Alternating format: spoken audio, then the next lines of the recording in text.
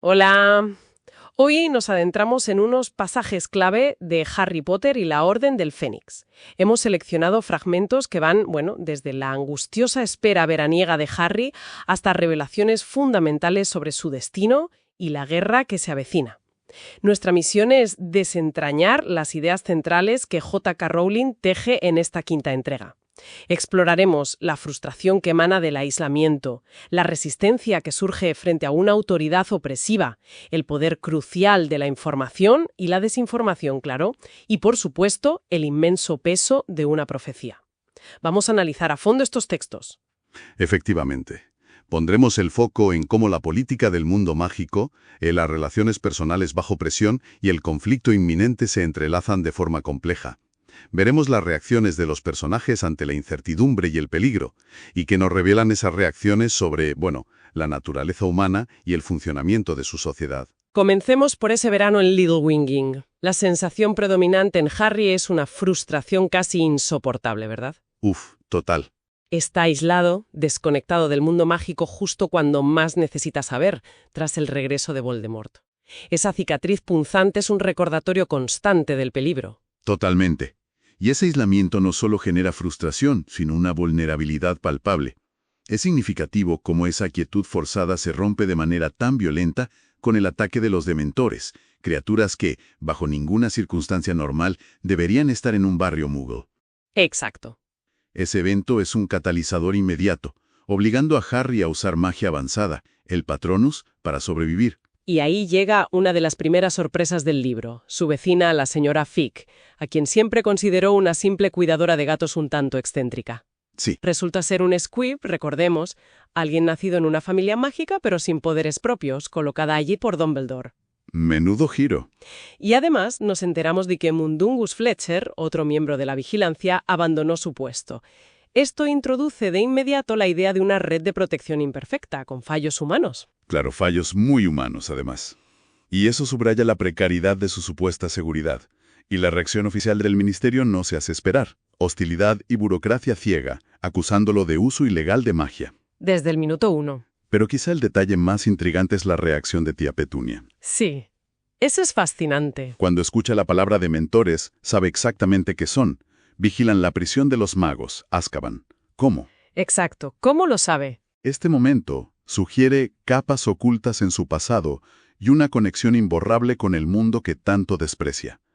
Nos recuerda que el mundo mágico deja huellas profundas, incluso en quienes intentan negarlo. Tras ese incidente, la Orden del Fénix lo extrae de Private Drive. Es nuestra introducción a personajes como Nymphadora Tonks, una metamorfomago. Genial personaje. Capaz de cambiar su apariencia a voluntad, un don fascinante y útil. El vuelo a Londres, con Moody aplicando un encantamiento desilusionador que lo camufla con el entorno. Pura magia práctica. Marca un cambio. Harry pasa de la pasividad aislada a la acción encubierta. Y esa acción encubierta los lleva al número 12 de Grimmauld Place, la antigua casa de la familia Black, ahora cuartel general secreto de la Orden. Un lugar que da yuyu, ¿eh? Bastante. El lugar en sí es simbólico. Una mansión de sangre pura, llena de oscuridad y secretos, ahora reconvertida en centro de la resistencia contra Voldemort. Pero esa reconversión no borra el pasado, personificado en Kreacher. Kreacher, el elfo doméstico, su resentimiento hacia Sirius, su lealtad retorcida a los antiguos amos y su constante murmullo de insultos. No es solo un personaje desagradable, es una encarnación del daño que causa el prejuicio y el maltrato, y una advertencia andante sobre las consecuencias de la negligencia. Precisamente. Y la tensión no solo está en el ambiente de la casa, sino en la reunión de Harry con sus amigos. Que no es precisamente un reencuentro feliz. Para nada.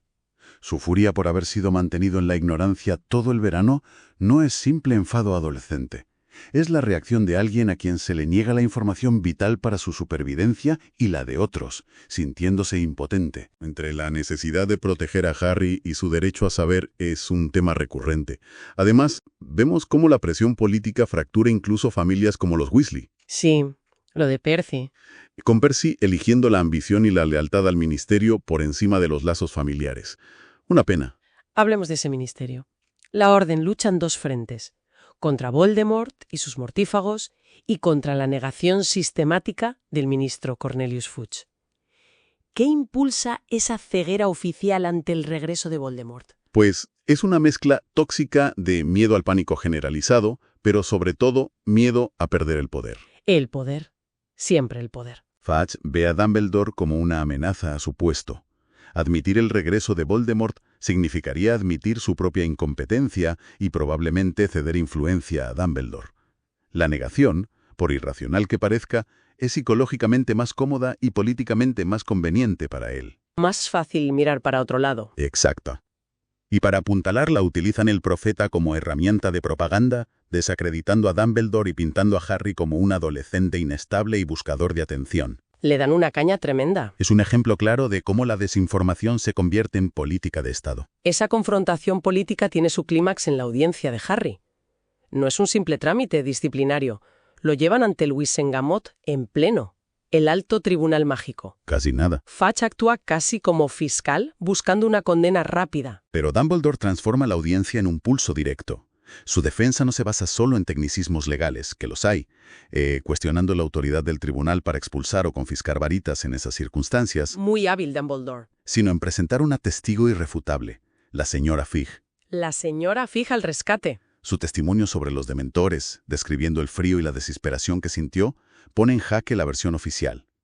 La absolución de Harry es una victoria táctica para Dumbledore. Sí. Pero la furia de Fudge y la presencia de Lucius Malfoy en el ministerio dejan claro que la batalla por la verdad y el control está lejos de haber terminado. De vuelta en Hogwarts, la influencia del ministerio se materializa en Dolores Umbridge. ¡Ay, Umbridge! Impuesta como profesora de defensa contra las artes oscuras y luego como suma inquisidora, representa la extensión de esa política de negación al ámbito educativo. Su método es la antítesis de la defensa.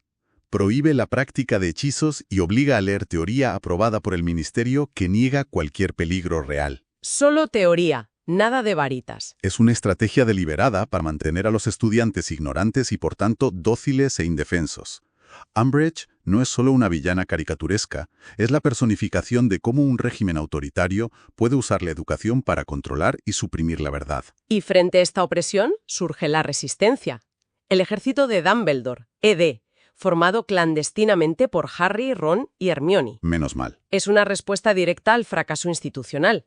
Encuentran la sala de los menesteres, un espacio mágico que se adapta a lo que necesitan. La fallan. O peor aún, lo impiden activamente.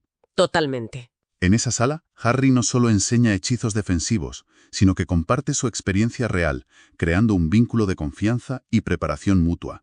Es la resistencia en acción, impulsada por la necesidad y la camaradería. Es un soplo de aire fresco en medio de tanta oscuridad. Por cierto, los exámenes que se avecinan son los timos, como nuestros exámenes finales cruciales de secundaria, para que nos entendamos. Exacto, los timos. Mucha presión ahí también. Mientras esta resistencia estudiantil se organiza, otra lucha más interna y peligrosa se intensifica: la conexión mental de Harry con Voldemort. El gran problema de este libro. Sí. Las visiones y el dolor en la cicatriz culminan en esa aterradora visión del ataque al señor Weasley, que resulta ser real.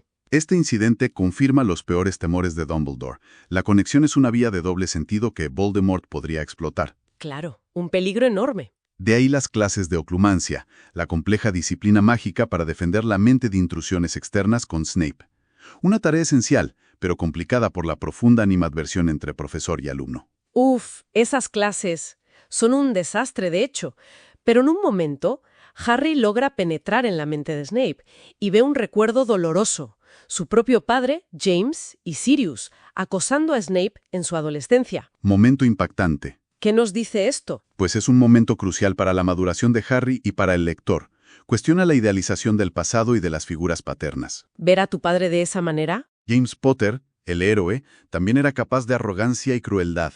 Añade una capa de complejidad moral indispensable. Nadie es puramente bueno o malo. Es una lección dura sobre la falibilidad de los ídolos y la naturaleza poliédrica de las personas. Y esa conexión mental vulnerable es la que Voldemort finalmente explota. Durante un examen timo, Harry tiene una visión.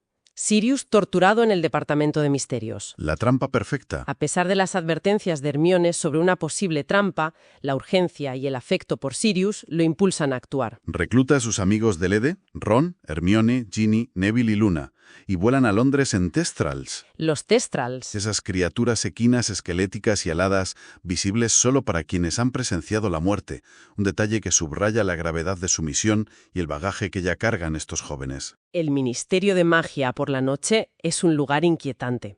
Llegan al Departamento de Misterios, un laberinto de salas dedicadas al estudio de los conceptos más profundos y peligrosos: el tiempo, el pensamiento, el amor, la muerte. Y las profecías. Y las profecías. Encuentran la esfera con el nombre de Harry en la sala de las profecías. Pero, como temía Hermione, es una trampa. Los mortífagos los rodean. Su objetivo no es Harry, sino la profecía misma. Cayeron de lleno. Se desata una batalla caótica a través de estas salas conceptualmente extrañas. Los estudiantes usan lo aprendido en el ED con valentía, pero están superados en número y experiencia. La llegada de miembros de la Orden, Sirius, Lupin, Moody, Tonks, Kingsley, alertados por Snape, equilibra la balanza momentáneamente. Menos mal que Snape avisó. Pero en la Cámara de la Muerte, frente a un antiguo arco con un velo ondeante que susurra voces, ocurre la tragedia. Bellatrix Lestrange alcanza a Sirius con un hechizo. ¡Ay! Y Sirius cae, atraviesa el velo y desaparece. Es tremendo. La reacción de Lupin, impidiendo a Harry seguirlo, confirma la terrible verdad. El velo es una puerta sin retorno, un símbolo de la barrera definitiva e insondable entre la vida y la muerte. La pérdida es instantánea, irreparable y devastadora para Harry. Su reacción de rabia es... Totalmente comprensible. Su reacción inmediata, intentar usar la maldición Cruciatus contra Bellatrix, muestra la profundidad de su dolor y rabia, rozando un límite oscuro. La confrontación escala al máximo nivel con la llegada de Voldemort y Dumbledore. Su duelo es, una exhibición de poder mágico extraordinario, que destroza el atrio del ministerio. Una batalla épica. Voldemort intenta poseer a Harry, pero fracasa. ¿Por qué? Porque la capacidad de Harry para sentir amor y dolor, especialmente el agudo dolor por la pérdida de Sirius, es algo que Voldemort, incapaz de tales emociones, no puede comprender ni soportar. Es una defensa involuntaria, pero poderosa. El amor como escudo. Exacto. Y lo crucial, Voldemort huye justo cuando Fudge y otros oficiales del ministerio llegan y lo ven. Por fin. La negación oficial se rompe de forma innegable. La verdad, por terrible que sea, ya no puede ser ocultada. De vuelta en Hogwarts, en la quietud tras la batalla, Dumbledore finalmente comparte toda la verdad con Harry. El origen de todo. Una profecía hecha por Sybil Trelawney. La famosa profecía. Resulta que hablaba de alguien nacido a finales de julio, de padres que desafiaron a Voldemort 3 veces y que tendría el poder de vencerlo. Podría haber sido Harry o Neville. Exacto. Podría haber sido Harry o Neville Longbottom. Voldemort, al oír solo parte de ella a través de Snape, entonces su espía, eligió a Harry como la mayor amenaza, quizás por su condición de mestizo, similar a la suya. Al intentar matarlo, lo marcó como su igual, transfiriéndole accidentalmente habilidades como el parse, el hablar con serpientes, y sellando su destino entrelazado. Marcado como su igual. Y la parte crucial que Voldemort ignoraba. Ninguno de los dos podrá vivir mientras el otro siga con vida. Tela. ¡Madre mía! Dumbledore también explica la protección de la sangre de Lily, que lo mantiene a salvo en casa de los Dursley, mientras llame a hogar a ese lugar. La magia antigua de la sangre. Y aclara por qué mantuvo distancia durante el año. Temor a que Voldemort usara la conexión mental para espiarlo o manipular a Harry.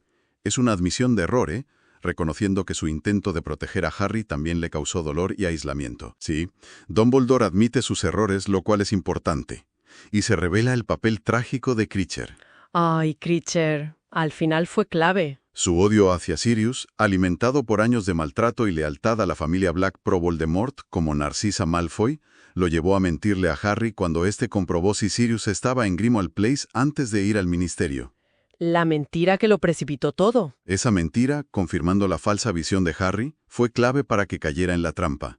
Es una dolorosa cadena de prejuicio, negligencia y lealtad mal dirigida con consecuencias fatales. El curso termina con Harry asimilando la muerte de Sirius y la carga de la profecía. ¿Habla con Nick casi decapitado, el fantasma de Gryffindor? Sí, esa conversación es dura. quien le confirma que Sirius, siendo valiente y sin miedo a la muerte, no volverá como espectro. Una confirmación dura, pero necesaria. Pero no todo es oscuridad. Hay un cambio fundamental. El mundo mágico ya no puede negar la guerra. La verdad está expuesta. Ya no hay vuelta atrás. Aunque Harry debe volver con los Dursley, la Orden lo acompaña a la estación, advirtiendo explícitamente a sus tíos. Ya no está totalmente desprotegido ni invisible en el mundo Mogul. Hay un reconocimiento de la lucha y de su papel en ella. Ha sido una exploración intensa de este quinto año. Hemos visto cómo la negación institucional puede ser tan peligrosa como el enemigo declarado. Cómo la resistencia surge en las circunstancias más opresivas. Impresionante la resistencia de los chicos.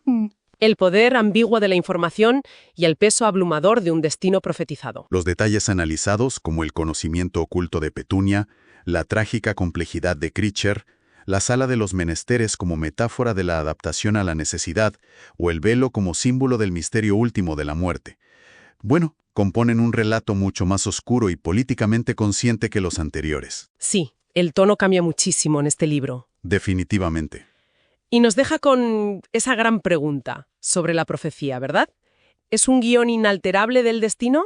O quizás, como sugiere la propia historia, son las elecciones de los individuos, cómo reaccionan a esa profecía, que deciden valorar y defender lo que realmente da forma al futuro. Buena reflexión. Es algo sobre lo que reflexionar. ¿Hasta qué punto la profecía es una sentencia y hasta qué punto es un catalizador para las decisiones que, en última instancia, definirán el resultado? Una pregunta excelente para seguir pensando. Gracias por acompañarnos en este análisis a fondo de la Orden del Fénix. Un placer como siempre. Hasta la próxima exploración.